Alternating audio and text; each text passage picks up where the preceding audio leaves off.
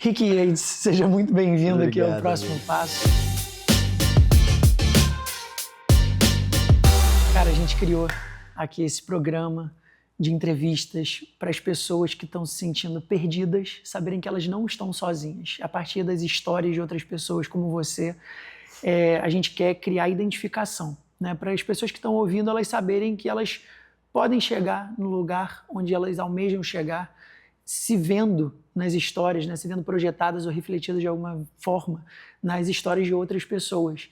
E eu tinha um sonho, uma vontade de te entrevistar, de conversar com você nesse papo aqui aberto para outras pessoas e não só nos cafés aí que a gente já tomou pela vida, nas reuniões que a gente fez. Sim. Porque você é um cara que eu tenho uma grande admiração exatamente por ter feito uma carreira e continuar fazendo uma carreira que é muito múltipla. Você é um ser humano muito múltiplo. E eu acho que isso cria uma coisa muito legal que é de explodir a cabeça. Sabe assim, faz a gente ampliar os nossos horizontes. Eu, quando leio alguma coisa que você escreveu, quando vejo você num corte de alguma entrevista ou de uma peça que você está fazendo, eu me inspiro. Porque eu acho que todo mundo tem um pouco de artista dentro de si, que está escondido. Sem dúvida. Por conta daquilo que a gente estava falando antes, né? Dessa criança interior que vai se apagando com o tempo, que quer brincar. E que, de alguma maneira, a nossa sociedade reprime, né? Eu acho que a gente vai aprendendo a se esconder, a se encolher, e você não deixou isso acontecer contigo. Obviamente que você tem as suas angústias, seus momentos aí de dificuldade, desafios. Ônus e bônus dessas escolhas, né? Perfeitamente, mas você me parece ser um ser humano muito livre. E eu acho que existe uma beleza na liberdade, mas a liberdade também pode ser extremamente aprisionadora. Então a gente vai falar um pouco dessas dualidades, dessas contradições humanas aqui, mas, cara, eu queria que você contasse um pouco como que é ser tão múltiplo, assim, como é que você faz para organizar tantas frentes de atuação numa coisa só? Porque você é diretor criativo, você é poeta, você é escritor, ator, trabalha com marketing, enfim, como que você consegue condensar isso na sua personalidade e fazer disso um trabalho? Cara, eu acho que eu tive um momento muito crucial dentro dessa escolha da multiplicidade, né? Que foi... eu me formei em publicidade e assim que me formei fui morar nos Estados Unidos para fazer uma pós, né? Nesse momento eu trabalhava na Osklen, mas eu tinha sido caixa vendedor e gerente na Osklen e estava bem, estava vivendo super bem, tinha uma namorada, a gente foi morar fora e a gente ficou quase 4 anos fora do país. E foi uma experiência... falando do lugar mais clichê, muita experiência de vida, né? Mas falando do lado, estávamos falando do lado sombra da nossa vida, foi foi uma crise existencial muito profunda que eu vivi ali, assim. E de perda de identidade, né? De uma identidade que eu achava que... Ou pelo menos dessa identidade percebida pelo externo, né? Porque aqui eu tinha essas cascas e máscaras de percepção, e lá eu era mais apesar da cidadania americana, eu era mais uma pessoa tentando a sorte, vivendo o falido sonho americano, né? Ainda mais se a gente faz um fast forward para 2026. Só que essa angústia assim, sentida lá foi o momento onde eu falei, cara, tem algo que eu sinto aqui dentro que não está me deixando ficar feliz e que eu não sei o que é, mas eu adoraria me expressar e conseguir colocar isso para fora de alguma forma. Só que o que acontece é que eu não tinha nenhum instrumento para fazer isso. Não tinha um instrumental para isso, né? E foi nesse momento, eu estou falando ali de 24 anos de idade, mais ou menos, que eu comecei a tentar escrever coisas sobre esse sentir, né? E eu acho que eu estou trazendo isso porque foi ali que de alguma forma, esse despertar para um trabalho artístico, né, mesmo sem ter nenhum tipo de preparo, surge para mim. E isso me coloca num lugar de muita curiosidade. Acho que curiosidade eu sempre tive, mas me coloca num lugar de muita curiosidade, mas uma curiosidade um pouquinho mais de limites, sobre ler pra caramba, música eu sempre amei. Então, foi quando eu comecei a querer me expressar, né? Aí fiz aula de violão lá fora, papapá. Mas aí, quando eu volto pro Brasil, 3 anos e meio depois, eu volto com essa mesma sensação de cara, eu vou voltar pro Brasil, fazer uma banda, vou começar a fazer as coisas que me movem, né? Vou sair do plano da cabeça, vou começar a botar isso pra fora. Existia algum tipo de pressão, assim, dos seus pais? Ou você sentia alguma pressão da sociedade para você atingir um determinado nível, chegar num determinado lugar? Cara, ou por não. enquanto não? Da família, não. O meu pai... meu pai se separou da minha mãe, eu tinha 7 anos de idade, 8 anos de idade. E então fui criado só pela minha mãe. Meu pai tem uma condição de esquizofrenia, que eu só fui saber muito tempo depois e tal. Hoje a gente se fala, enfim, mas fui criado só pela minha mãe. E minha mãe nunca botou essa pressão em mim sobre um determinado processo de carreira mais conservador, digamos assim. Ela me deixou bem livre nesse lugar, assim. Então era meio, quer fazer, então se banca, né? Por exemplo, eu passei para PUC, exemplo de coisas de relação maternal, né? Minha mãe falou, você vai passar para PUC, você vai pagar a PUC. E aí eu fui conseguir bolsa, e aí paguei uma parte só e tal. Mas aí você voltando aqui pro Brasil... Então, aí quando eu voltei, cara, eu comecei a produzir a banda de um amigo meu, chamado Clemente, que é um grande amigo meu, que tem um podcast super legal, enfim, um cara super legal. Inclusive, tô ficando na casa dele. E ele tinha uma banda, e eu comecei a produzir essa banda, tentando usar meu conhecimento, que eu estudei recursos humanos lá fora, tentando usar aquele conhecimento que eu tinha adquirido lá fora e tal. E ele falou, cara, você tá meio maluco, hein? Você tá meio loucão, a gente tinha de surfar. E vai começar um curso livre de teatro de um cara que eu acho que se vacilar vai dar liga. Por que ele achava que você tava meio maluco? Cara, porque eu tava querendo fazer banda, tava escrevendo, tava querendo meio que chutar o balde dessa percepção de um personagem que eu era antes da viagem, né? E eu acho que ele sentiu isso por conta da sensibilidade dele e tal. E ele falou, cara, acho que você podia fazer esse curso livre. Você acha que as pessoas que não seguem assim aquilo que a sociedade meio que impõe que você seja, né, que siga uma carreira linear, são taxadas de maluco assim necessariamente? Acho que não necessariamente, mas acho que por quem tem um pensamento mais conservador, talvez, né, fala assim, cara, pra onde você tá indo, né?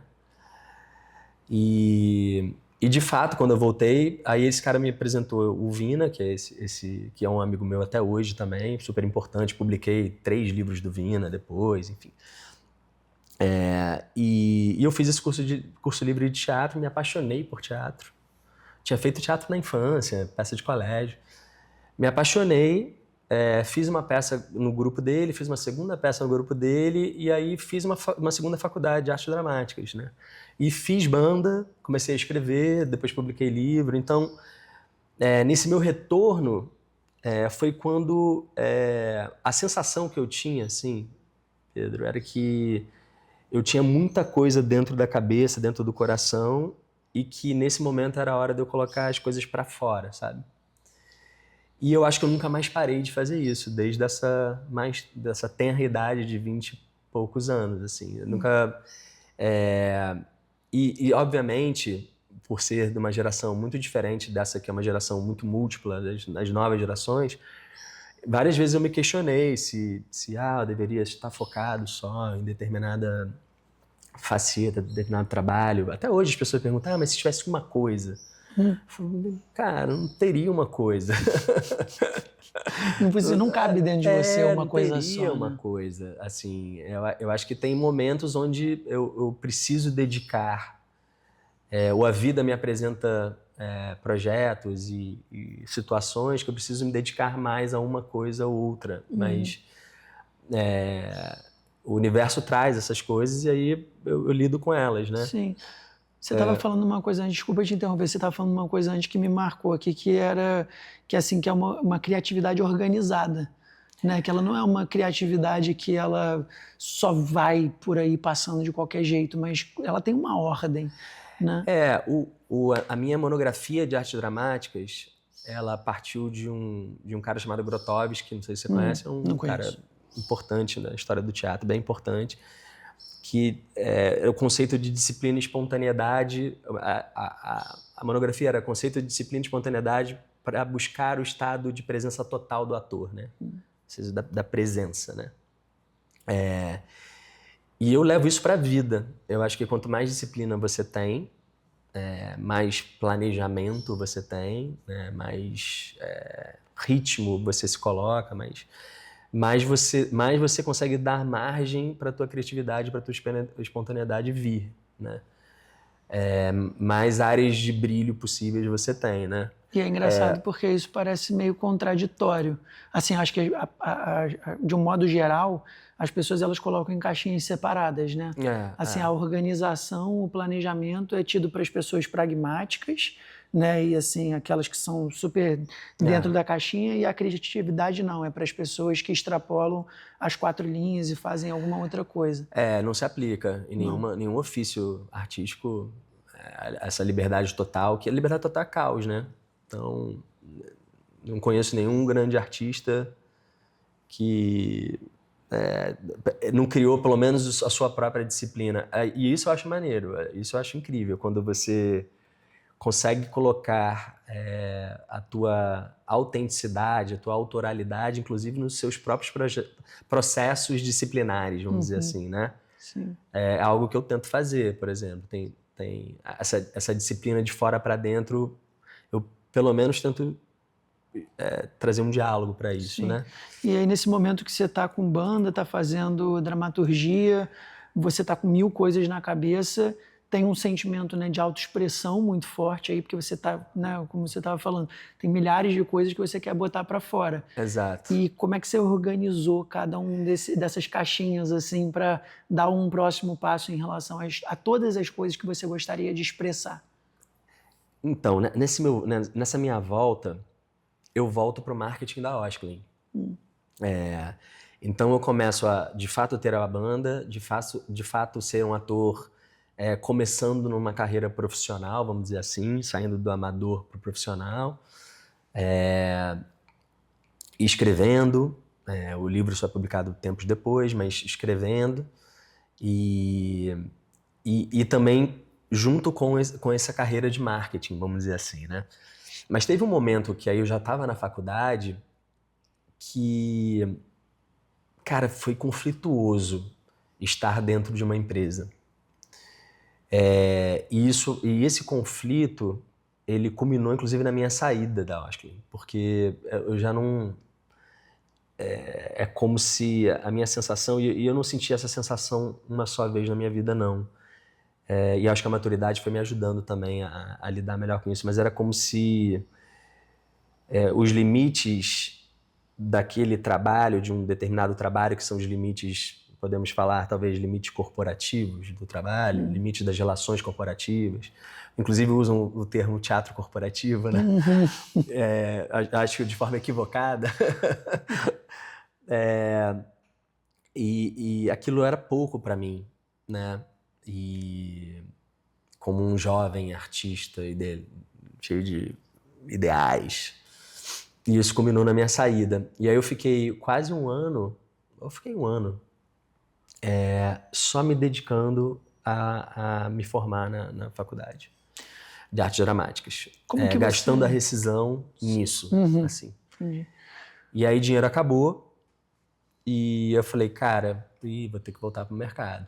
E a moda sempre foi um mercado que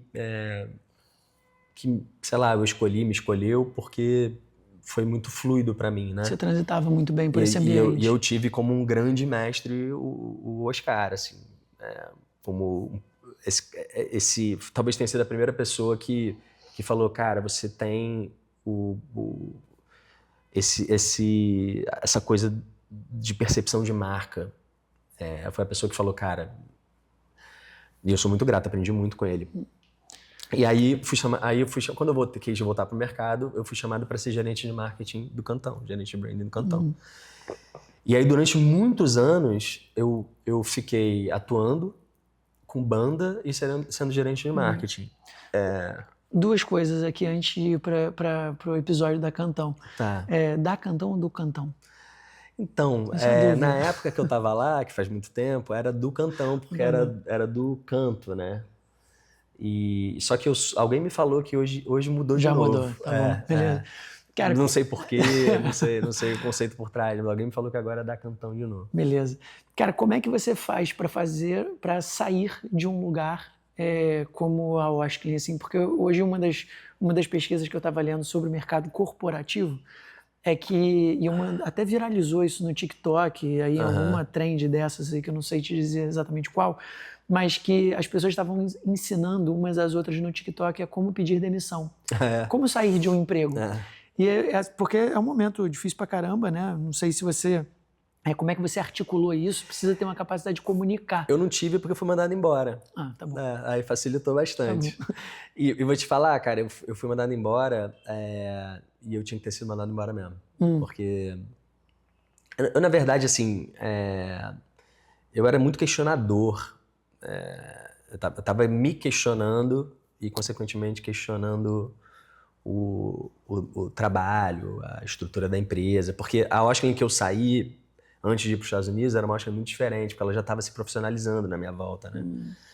Então, eu acho que eu tive eu mesmo imaturidade para lidar com várias questões ali de entender o crescimento, entender também até onde podia ir meu papel. E o próprio Oscar, que na época que eu fui para os Estados Unidos, ele era muito próximo, porque a empresa era muito pequena, ele já estava mais distante da gestão direta dessa área. Então, eu acho que teve uma hora ali que não cabia mais mesmo, né? E a outra coisa que você falou sobre a sua facilidade de estar nesse meio da moda, porque ela exige, né, um certo nível criativo e uma sensibilidade que você já tinha dentro de você. Quais foram, assim, alguns aspectos do que você aprendeu na arte que você conseguiu levar para esse mercado corporativo, que às vezes pode ser um pouco mais engessado, assim? Porque eu acho que é importante passar para as pessoas que não necessariamente aquilo que a gente aprende enquanto uma formação vai ser necessariamente o que a gente vai levar, né, para a nossa vida, mas que a gente pode pegar algumas coisas daquilo e saber traduzir de outras formas, né? E aplicando isso no nosso dia a dia. O que vem para mim, assim, desse assunto, dessa pergunta, cara, é que eu acho que o trabalho de posicionamento de uma marca, na minha concepção, mas acho que não só, assim, um dado comum no mercado, é que ele serve para te diferenciar, né? Ele serve para trabalhar o autoral e autêntico, né? E isso na arte também se aplica, né? Eu acho que todas as marcas que se tornam memoráveis, elas têm algo de único nelas e por conta da consistência desse lugar único delas, a gente lembra delas e se relaciona com elas, tanto no modelo de identificação, de se identificar com aquilo, ou de admiração, né? Você admirar aquilo, né? E eu acho que no caso da minha ida para o Cantão, já sendo um ator, já estudando a arte, já sendo um curioso e um estudioso da arte, eu acho que ela abriu a possibilidade de eu conseguir fazer uma ponte onde o conteúdo dessa ponte talvez seja a sensibilidade para unir o artístico com o business, assim. E no caso do Cantão, por sincronicidades da vida, o que eles buscavam como um gerente da época, né, quando eu fui contratado, era, nas palavras deles, alguém com pensamento fora da caixa, que também é um lugar comum, né? Virou um clichê, né? Dentro do mercado corporativo, assim, né? Buscar pessoas que são fora da caixa. Apesar dele tentar colocar a gente dentro da caixa. Exato. E assim, na época eu não sabia nem o que era caixa. Então, eu fui fazendo o que eu achava de forma intuitiva, mas também de uma forma humana, sobretudo. E aí eu falei assim, cara, eu tenho memórias afetivas do Cantão que são essas memórias do Blitz, mochila jeans. A minha irmã, quando fumou o primeiro baseado da vida dela, colou o baseado na agenda dela, aquela que era fechada com elástico. E aí eu falei, cara, na verdade o auge para mim da força da marca Cantão tinha sido exatamente quando ela estava muito fundida com o comportamento dessa época que se relacionava com cultura, com movimentos artísticos. E aí eu comecei a tentar atualizar, né, junto com o time da época, junto com a direção da época, esse lugar de trazer o Cantão para esse momento contemporâneo, onde, obviamente, era muito diferente. Ainda um pouco pré-digital ali, mas o digital já surgindo. Mas que, cara, quem são as Blitz de 2010? Né? Quais são os movimentos culturais que estão acontecendo nesse momento? E acho que a gente conseguiu resgatar algumas coisas que eram muito essencialmente a marca no seu ápice, né? E acho que isso deu certo, assim, foi percebido pelo mercado, percebido internamente como um trabalho, tem algo aqui. Sim. E aí, obviamente, tem uma outra curva de aprendizado enorme, que é o que você falou, que é uma curva, trade marketing, né? Aí foi quando eu fui mergulhando na compreensão do que era isso, me aprendendo sobre isso e para conseguir fazer executar isso bem. E também, como sempre, tendo um time muito bom junto, que era complementar e que trabalhava junto nas áreas onde eu não dominava. Sim, né? Você está falando muito sobre essa construção de marcas, né? Assim, para empresas, nesse caso, empresas do mercado da moda, mas eu vejo muito essa dificuldade nas pessoas, né? De entenderem primeiro quem que elas são, né? O que é autêntico para elas, o quanto da intuição delas elas se deixam ouvir, né, para que elas assumam para elas mesmas e para o mundo quem que elas são. Sim. E aí tem uma curiosidade aqui que ficou na minha cabeça sobre essa palavra marca, né? Sim. Que é qual é a marca que a gente quer deixar no mundo. E eu acho que muita gente se sente assim muito perdida por não saber exatamente como construir isso para si. Você já pensou nisso em algum momento para você? Sem dúvida. Sobre assim, cara, qual é a minha marca? O que eu faço para construir a minha marca? Cara, eu tenho acabei depois de ter saído de dentro do mercado, né? Porque eu fui Osklin, Cantão, depois fui o Grupo Reserva, fui Eva um tempinho. Cheguei a fazer curadoria de um espaço da Reserva que era muito legal ali, que era a Reserva Mais. Ali no Arpoador, né? No Arpoador. Ali era uma delícia, né? Ali foi uma experiência muito legal. E a última empresa que eu fui dentro foi a Mercato, né? Que é um perfil diferente de marca, de ticket médio mais baixo e tal. Mas eu já, sei lá, mais de uma década seguramente, venho fazendo trabalhos que envolvem construção de brand book de marca, manual de identidade visual e linha editorial. Não sou designer, mas eu monto um time para fazer esse trabalho junto comigo, né? E faço branding pessoal também. E faço trabalhos com uma super fera disso, que é a Nilma. Já ouviu falar dela? Você é uma pessoa legal para ser... que fiz algumas coisas junto com ela pro Bold, que é o curso que ela faz, que é especializado em branding pessoal, assim. E faço também. E eu tenho o meu brand book, assim, lá feitinho, que eu fico olhando para ele, que tem o que eu quero, quais são os meus objetivos, quais são minhas metas, quais são os meus territórios de marca, né? E que, na verdade, me serve totalmente como norte. E quando eu falo que eu olho para ele, tipo, semanalmente, seguramente. Legal, é porque a pessoa... E fico vendo o que eu tenho que trabalhar melhor, o que eu preciso dar uma uma focada. Porque esse trabalho de construção de marca, ele não precisa ser necessariamente... Eu acho que isso é importante dizer assim, para as pessoas, que esse trabalho de construção de marca, ele não necessariamente é para uma pessoa que quer ser uma marca, por exemplo, né, um influenciador, blogueiro nas mídias sociais. É um trabalho de autoconhecimento. É um trabalho de autoconhecimento. O que são assim, as ferramentas principais que você usa, ou os conselhos, ou dicas, ferramentas, não sei, que você poderia dizer para as pessoas que elas podem usar num trabalho como esse de branding, né, pessoal, para se conhecer, para se enxergarem no mundo como autênticas? Cara, eu costumo dizer com todo cuidado e responsabilidade no mundo, porque eu não tenho nenhuma formação em psicologia, psicanálise, mas que a forma como eu tento abordar o branding, ele é terapêutico, não tem como não ser, porque é um exercício de olhar para dentro e para fora, né? E o processo ele começa com essa imersão que eu chamo, né? Que é você...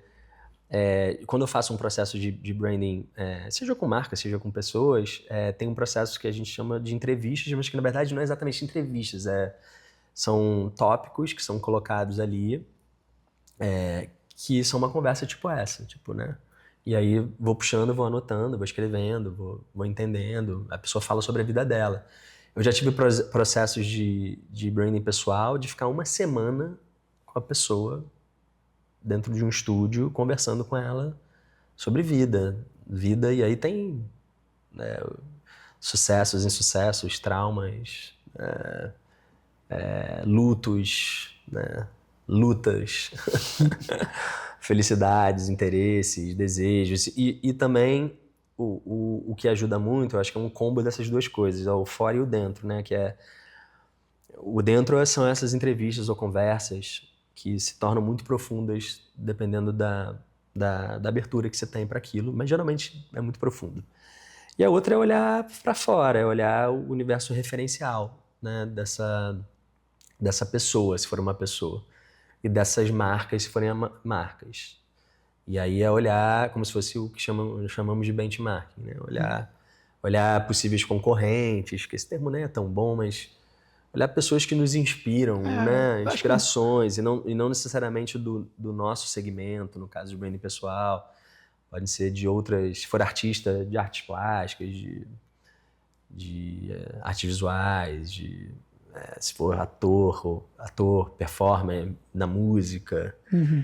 Porque sempre tem uma coisa, e não é para fazer o copy-paste, obviamente, é para olhar o que eles fazem, como eles fazem, o que a gente pode trazer pra gente e colocar de uma forma autoral ali, né? Sim. E que eu acho que isso é outra coisa, né? Porque, como você disse, não precisa ser um trabalho pro digital. Mas existem infinitas, e vai existir cada vez mais, esse infinito vai aumentar, possibilidades de narrativas, né? De conteúdo e forma para você...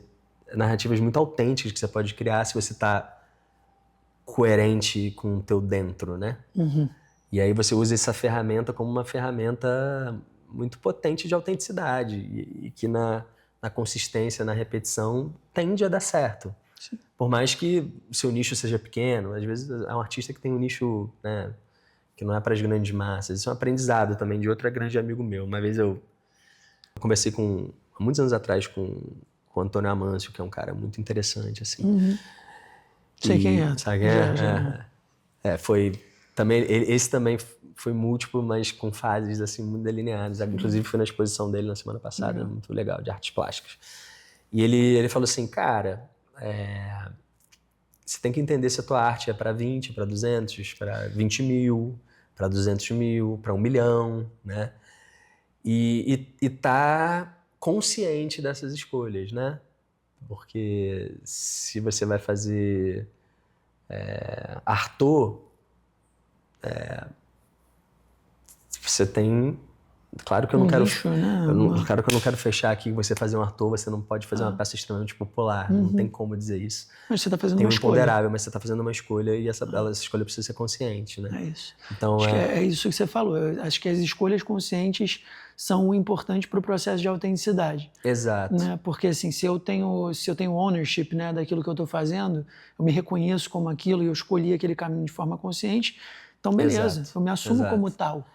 né? Exatamente. Agora, se eu estou tentando fazer um personagem que não cabe dentro Exato. dessa esfera aqui, por isso que eu achei bacana isso que você falou, que não curte, né, muito essa coisa de olhar para o concorrente, né, e muito mais para o benchmark, né, que é qual é o meu referencial Exato. para trabalhar o que eu quero fazer, porque aí eu identifico o nicho, eu identifico o público, eu identifico o posicionamento, como é que eu quero me comportar aqui dentro dessa esfera, né? Eu sinto, até falando um pouco dessa coisa da consciência, né, é um sentir, assim, e que não necessariamente isso vai resolver a sua vida material, por exemplo, né, suas finanças, mas eu acho que quando você está muito consciente e de certa forma se sentindo integral nas suas ações, isso é sucesso, né? Porque você está sendo você muito lúcido naquela expressão, né? E aí é uma fé. Eu acho que quando você é isso, e você é isso consistentemente, não tem muito como dar errado. Porque não tem errado nisso aí. Mas aí como é que eu vou pagar as contas? Como é que... Cara, de novo, fé. Eu acho que vai dar. O que é a fé para você e como que ela tá inserida no seu processo para conseguir conciliar tudo que você quer fazer e tudo que possibilitou você fazer o que você fez até hoje? Cara, eu acho assim, a fé é algo que está no plano do invisível e que funciona como guiança, como norte do que se faz, assim, são respostas que não estão na tridimensão, são respostas que não estão na escolha racional para pegar aquele trabalho por conta de dinheiro. Nessa sabedoria de criar uma ponte do visível com o invisível, dialogar com isso e acreditar que seguindo o que talvez piegas, mas seguindo o que o teu coração manda, as coisas vão se encaixar e vão dar certo.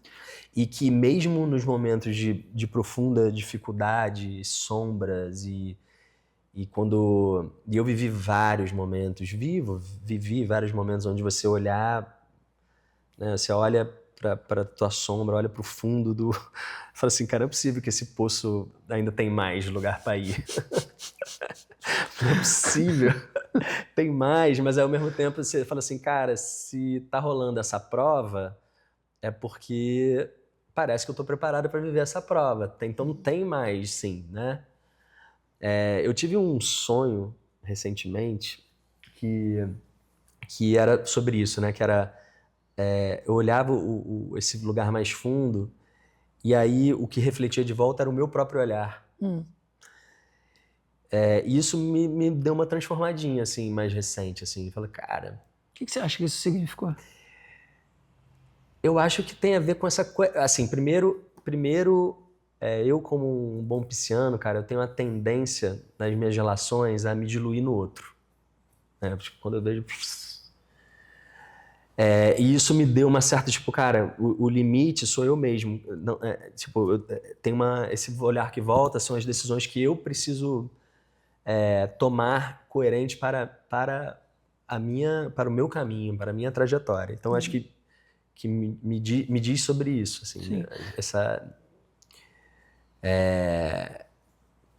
Você acha que é importante chegar no fundo do poço ou ter esse momento de sombra mesmo, assim, saber olhar para isso com honestidade, com maturidade, com consciência, né, que você estava falando um pouco antes, para ser possível, né, até se a gente for olhar para a estrutura de Jornada do Herói, sim, tem um pouco isso, sim, né, assim, da importância desse segundo ato em que você está passando ali por um momento de desafio, mas que você também vai encontrar grandes aliados, talvez sendo você mesmo, né, o seu grande aliado, para conseguir chegar no terceiro ato. E os nossos anjos, né, os nossos amigos, ou mesmo os desconhecidos que surgem em momentos assim, né. Cara, eu acho que mais do que a gente precisa, como se fosse uma trajetória do herói, né, para a subida, Eu acho que a vida, inevitavelmente, é isso. Ela é isso. Ela tem a tristeza, essas emoções passam pela gente, nos atravessam. E o que eu tenho tentado fazer cada vez mais é não fugir disso, não ir para a fuga disso, desse sentir. E que não é uma tarefa fácil, né? Assim, não é uma... É muito fácil ir para... vou beber. É muito fácil eu vou me anestesiar com alguma coisa, é muito fácil... E eu acho que é entender que aquele outro clichêzão vai passar, né? Vai passar. A tristeza passa, a felicidade passa. Sim. A saída mais fácil é sair, né? É a fuga. Exato. É que você não sai, porque você acaba não entrando em contato profundo com aquilo, você né? dá uma maquiada. Você dá uma maquiada e aquilo vai ficar te perseguindo o tempo todo, né? O que você aprendeu nos seus processos de autoconhecimento para honrar o que você estava sentindo e que te fez capaz de seguir em frente, de ir adiante? Porque, de novo, né, assim, trazendo para o nosso eixo principal aqui de pessoas que podem estar em algum momento da vida se sentindo perdidas ou sozinhas, elas vão se deparar com tristeza, elas vão se deparar com dor. E eu acho importante, assim, a gente dizer quais são esses mecanismos, né? Sim. E processos mesmo que você criou para você que podem ser úteis para outras pessoas também colocarem isso na vida delas. Eu costumo falar de uma tríade, mas eu vou além da tríade hoje, assim, porque a tríade era esporte, natureza e arte, né? Eu acho que se eu coloco um pouquinho disso todo dia na minha vida, e aí arte não necessariamente como um artista, ler, ver, né? Assistir, entrar em contato com aquilo. A natureza pode ser pegar um pouquinho de sol, sabe? Mas eu diria, indo além das três, né? Amizade, que vem me salvando ao longo da minha existência inteira. Eu diria até, assim, da minha infância, se tornaram minha família. E eu tenho amigos de infância até hoje, que são amigos que... São os amigos no perrengue emocional, no perrengue material, são os amigos que vêm me salvando, me salvam. Fora as conversas profundas, né, que surgem disso, que te... Ou o silêncio mesmo, aquele silêncio acolhedor, que você fala só de estar ali, né. E vou falar especificamente da meditação, mas acho que poderia falar mais abertamente da própria espiritualidade. Me ajuda muito esse silêncio, porque ele é esse lugar do contato, de limpar a lentinha da intuição ali, né?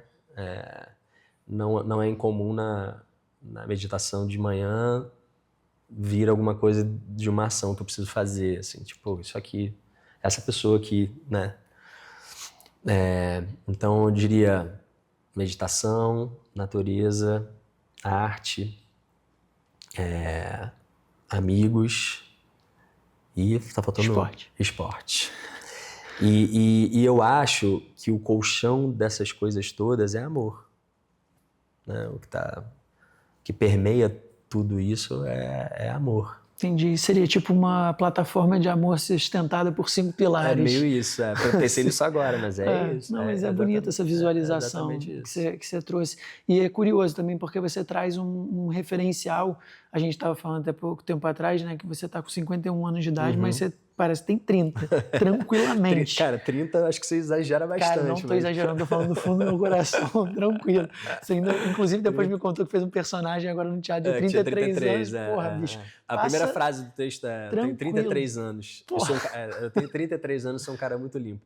Era o Caio Fernando Abreu, que é grande escritor brasileiro. Legal demais, cara. Mas então, esse referencial desses 5 pilares que você trouxe, eles estão diretamente associados àquele estudo das Blue Zones, né, que eles foram vendo o que fazia as populações, né, mais longevas, né, dentro da sociedade, o que faz as pessoas viverem mais e melhor, porque não é só viver até os 100 anos, é viver até os 100 anos com qualidade de vida. E eu acho que talvez uma das coisas que faça você, né, transparecer e parecer tão jovem é esse fator que você traz com muita paixão das amizades, cara. Sim, O seu sim. círculo social, o fato dele te acolher e te prover tanto amor, né? Eu acho que faz você, cara, é a impressão que eu tenho aqui, sabe, te escutando, faz você conseguir passar por tudo. Porque é quase tipo é quase como se fosse, assim, quando eu tô te escutando aqui falar, me vem a imagem daquela rede de proteção do acrobata, sabe? Assim, aquela pessoa que ela vai dar 1000 piruetas, mas se ela cair, ela vai ter uma rede de proteção. E me parece que os amigos são um pouco isso. Então, talvez, para quem tá se sentindo sozinho ou perdido, seja isso, né? Buscar essa rede de proteção, sem dúvida, cara. essa rede de relacionamento, mas que não é uma rede de relacionamento, que eu acho que as pessoas confundem, né, com a rede de relacionamento do LinkedIn, a rede corporativa, né? Sim, sim. Que é essa que eu vou me apropriar aqui para me dar uma sustentação que é material. Sim. Mas você está falando de uma outra rede. Que dá uma... Porque, assim, muitas vezes eu me sinto muito só, de verdade. E eu acho que, em especial, em momentos onde parece que só eu mesmo... Talvez seja egóico isso, mas só eu mesmo vou conseguir resolver o meu BO, né? E às vezes a gente precisa mesmo desse momento assim, cara, eu sei que meus amigos estão ali pra mim, mas agora não são eles que vão conseguir me ajudar, né? Sabe? Sou eu comigo mesmo. Agora sou eu comigo, eu que tenho que lidar com essa parada e entrar em contato com ela e entender quais são os mecanismos, assim. Mas eu acabei de fazer aniversário, né? E cara, as mensagens, assim, as ações, eu fui recheado de tanto amor que não tem como você se sentir sozinho, a verdade é essa, né? Uhum. Não tem como você se sentir sozinho. Parece que você tá... eu falo pro meu filho, assim, pro Benjamin. A Bel é mais sociável, assim. O Benjamin é mais na dele, é mais silencioso. Eu tenho momentos, assim, né? Eu vou do mantra ao punk rock. E o Benjamin é mais silencioso também, mais na dele, mas eu tive uma conversa com ele bonita, deve ter um mês e meio, falando sobre isso, sobre a importância pra mim, porque cada um tem o seu caminho, ele vai ter o dele, da amizade, né? De construir esses vínculos que ficam e se tornam sólidos e que você socorre, ampara e também é amparado quando precisa, né? Perfeito. E é muito diferente, né? Assim, de novo, trazendo para a questão de fazer as coisas com consciência, né? Porque quando você está só, mas você escolhe estar só, não é tanto solidão, é mais solitude. Né? É um processo que você escolheu ali, cara, eu preciso desse momento agora para me ouvir. Porque também, aí tem 2 pontos aqui, né? Assim, se você está num momento, por exemplo, de mudar de trabalho, ou fazer um espetáculo, ou lançar uma música nova, escrever um livro, tem um momento que você precisa se ouvir mais do que ouvir todo o ruído externo. Porque tem 2 perigos. Tem o próprio perigo das pessoas que estão muito próximas, né, de você darem muitas opiniões e, de certa maneira, né, velar aquilo dali que você precisa de um processo que é só seu para entender se aquilo dali está te satisfazendo. E tem também o ruído das redes sociais, que é ensurdecedor. Não, esse tá foda, né? Esse tá foda. Como é que você lida com isso, cara? Porque você é um cara de muita expressão artística e aí, naturalmente, você tá nas redes. Então as pessoas estão te vendo e você tá vendo todo mundo também. Cara, eu luto igual acho que grande parte da humanidade luta, assim, porque é altamente viciante. Então quando você vê, você fica lá. E aí o que eu faço, eu falei dos detox da vida, né? Cafeína. Eu faço detox. Às vezes eu falo assim, cara, não vou mexer. Aí às vezes fico 20 dias, um mês. Mas em qual nível que, tipo, que a mídia social pro teu trabalho, assim, ela pode ser muito importante ou ela pode ser destrutiva? Cara, pro trabalho... Não, para você, de um modo geral, não só pro trabalho. Pra mim, assim, o que eu acho? A gente tem que tem que buscar ter o uso saudável dessa ferramenta, que é uma ferramenta muito potente. Então, tentar, por exemplo, o que eu descubro de banda nova, de filme novo, de série nova, de coisas legais ali também é enorme, né? Aí eu fico me mandando lá pro meu grupo e fico vendo as coisas. E eu acho que a minha busca de quando eu falei das narrativas autorais é tentar, olhando o meu brand book, o meu book de marca ali, é tentar expressar pela mídia digital também isso, né? Aí às vezes consigo fazer isso com mais afinco, com mais rotina, com mais... E às vezes eu falo assim, cara, vou dar um tempo, né? Qual que é o limite para isso, assim? Quando que você acha que as pessoas, elas se perdem ali um pouco no personagem, né, das redes sociais, do que as pessoas estão falando, para falar assim, cara, chega, deixa isso aqui de lado? Eu acho que as pessoas se perdem. Acho que a mídia digital acaba sendo só uma consequência aparente de uma desconexão com si mesmo, né? Quando... o famoso se perdeu no personagem, né? Aquele personagem não condiz com... Tem aquela fala... É muito legal o seu post, mas espera que eu te conheço, né?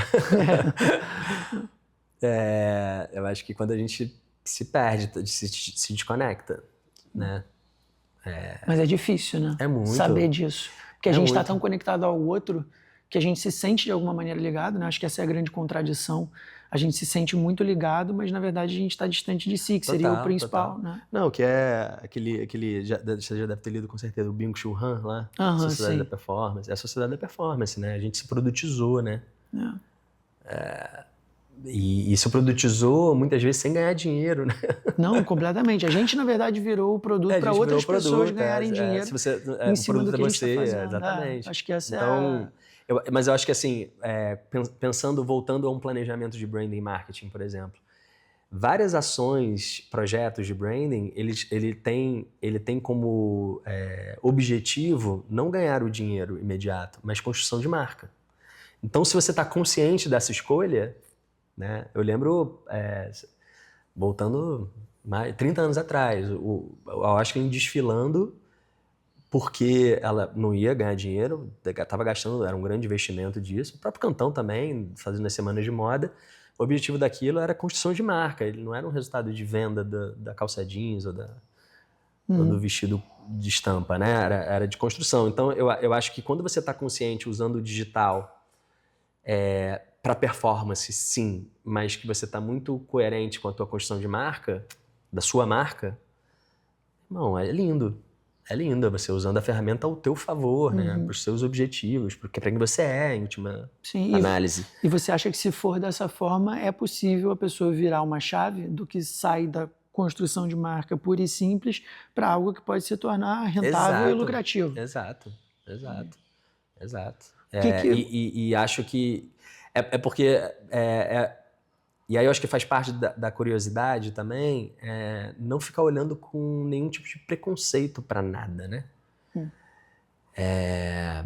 É só uma ferramenta que te possibilita contar uma narrativa, mas que tem suas regras próprias, né? Então, lá, começar com algo de impacto, o tamanho de 1 minuto no máximo, né? E pensar no compartilhável, são as regras daquele roteiro, daquele copy. E conseguir ser disciplinado de olhar isso e ser espontâneo e criar inovação a partir disso é incrível. É organizar a criatividade. É incrível. Né? É você conseguir entender as regras do jogo, né? E falar assim, beleza, eu entendi que o jogo é esse aqui.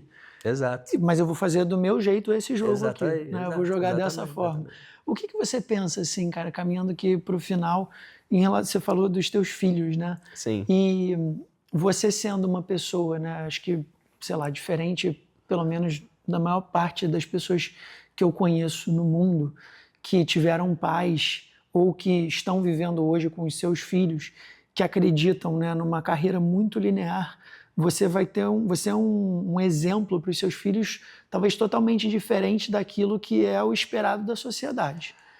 Eu acho. Eu não sei se você se vê dessa forma. Cara, eu pensei, eu tenho pensado nisso recentemente, assim. Eu acho que, na verdade, a percepção que os meus filhos vão ter de mim, a gente vai ter que perguntar para eles daqui a pouco, né? Assim, ou hoje, né? Vai ter a resposta de um menino de 13 e um menino de 11. Mas eu também tive uma conversa recente com o Benjamin que foi super bonita. O que para mim eu gostaria de ser, porque parece meio egóico falar isso, mas assim, um exemplo de relação com a vida. E o que eu quero dizer com isso é de estar inteiro para a vida, né? De estar inteiro para a vida, de não, apesar de todas as dificuldades, cara, de todos os buracos, de ser um exemplo de relação com a vida, de estar inteiro para, tipo, pô, eu acho que já é raro demais conseguir na vida, na sua própria existência, encontrar o que você ama fazer. Isso já é raro, assim, já não é todo mundo, sabe? Eu acho que eu descobri, eu acho que eu consegui isso em algum momento da minha vida, colocar a poesia como uma lente para tudo que eu faço. E isso não foi uma descoberta cedo, foi uma descoberta tardia. Não foi tipo que nem meninos de 10 anos querem ser médico e falam assim, cara, eu amo medicina. Aconteceu, sei lá, na pandemia, que eu falei assim, entendi uma coisa aqui. Então, se eu descobrir isso, eu tenho a possibilidade de estar inteiro nas minhas escolhas para a vida. E entender onde eu tô... como é que se diz? Onde eu tô fazendo... cedendo por um bem, pro bem, né? Onde eu tô sendo... vou me permitir fazer isso porque precisa ser feito, né? Perfeito. E a maturidade, sem dúvida, ajuda nisso. Eu acho que vocês... Não é um pisciano idealizador, romântico, louco, desconectado de tudo e boêmio que é arte, que aí vem o ego, é a minha arte, não tem nada disso. Eu tento, talvez a minha grande briga seja com a briga ou conversa, diálogo é com o ego, que é entender que o papel do artista e o papel humano é se colocar a serviço das coisas, assim. Eu tento me colocar a serviço sempre, assim. E quando eu vejo que eu fui meio metidinho, isso me dá uma... sabe? Dá uma... Então, de repente, assim, a gente ter humildade, consciência, né, saber escutar, né, a si mesmo, né, e optar por isso. E não deixar essas vozes externas, né, mapearem o que a gente deveria fazer. Eu tenho uma impressão, cara, que você vai continuar se reinventando, né, e fazendo milhares de outras coisas daqui para frente. Eu acho que sim. Aí me dá vontade de perguntar de verdade para você assim, o que você quer ser quando crescer? Porque eu acho que você, não sei, ainda parece que vai... Da mesma maneira que você descobriu, né, alguma coisa que já estava dentro de você durante a pandemia, que era poesia, e você quis colocar mais isso como forma de autoexpressão, o que tem por vir aí que você sente ali, que tá dando aquela coceirinha assim, que você fala, puta, isso aqui talvez seja o meu próximo passo?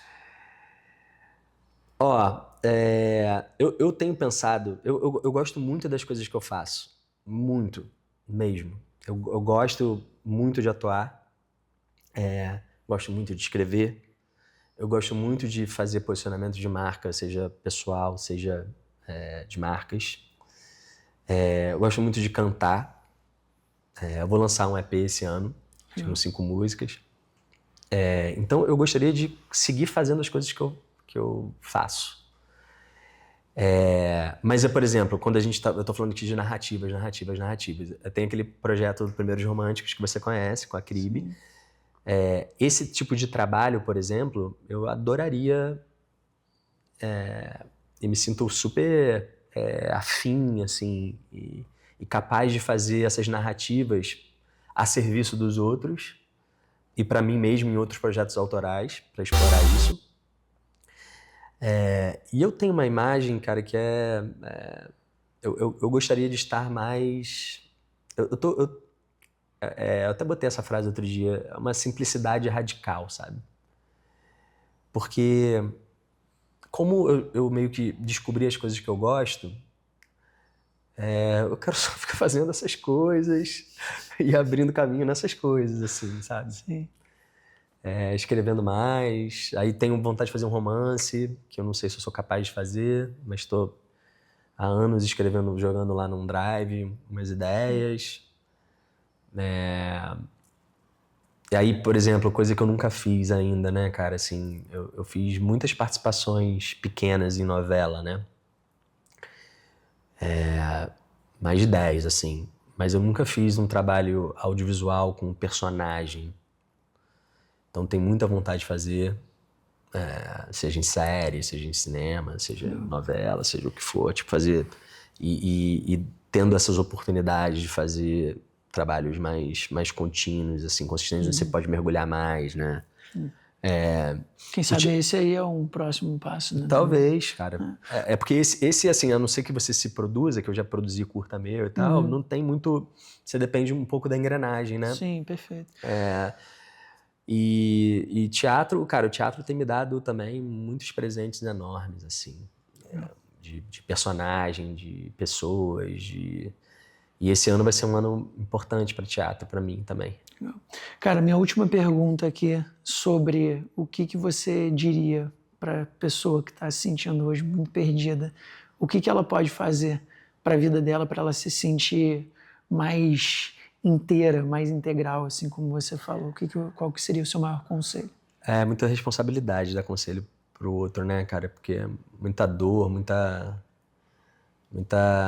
camada social, muitas dores que são dores que eu não entro em contato aqui no meu privilégio e tal. Mas eu acho que aquilo que eu estava falando, né? De alguma forma você entrar em contato com você, seja através de meditação, yoga, relação com o mar, relação com algo que te acalma, te deixa conectado, eu acho fundamental. Porque isso te dá o tempo da consciência, né? Te dá o tempo de buscar o que você quer no silêncio, silenciar, me ajuda muito. Eu falo essa palavra com dúvida, que é resiliência mesmo, né? Mas acho que a resiliência ela só serve se você encontrou o que você quer também, né?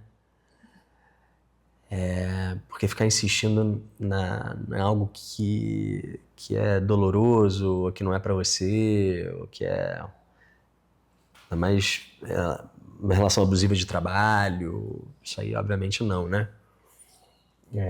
Então acho que para ser resiliente você tem que ter encontrado um pouco teu... Opa, é por aqui, pelo menos uns nortezinhos assim que você fala, pô, acho que é por aqui, assim. Sim. Se nutrir daqueles pilares e não insistir na dor. Não insistir na dor. E eu acho que a resiliência ela serve quando fica muito difícil, muito duro, seja pela questão que for, que também é um clichê, mas ele serve quando o tal do propósito, né? Que você fala assim, cara, tá difícil pra cacete, e aí tá tão difícil que eu tô questionando se eu tenho que seguir nesse caminho, né? Se eu tenho que seguir fazendo isso. Mas quando você entra em contato com você, fala assim, não, o caminho tá certo, eu tenho que esperar, segurar a onda aqui um pouco ainda, né? Boa. Então vamos fazer isso. Legal demais. Obrigado, meu irmão. Valeu.